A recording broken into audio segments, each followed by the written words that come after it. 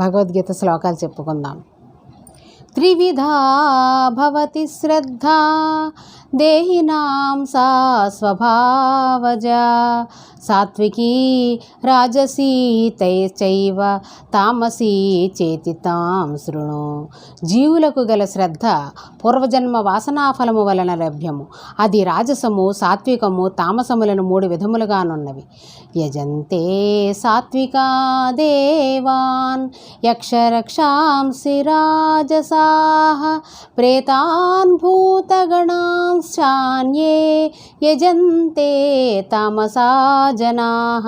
సత్వగుణులు దేవతలను, రజోగుణులు యక్ష రాక్షసులను, తమోగుణులు భూతప్రేత గణంబులను శ్రద్ధాభక్తులతో పూజించుచుందురు.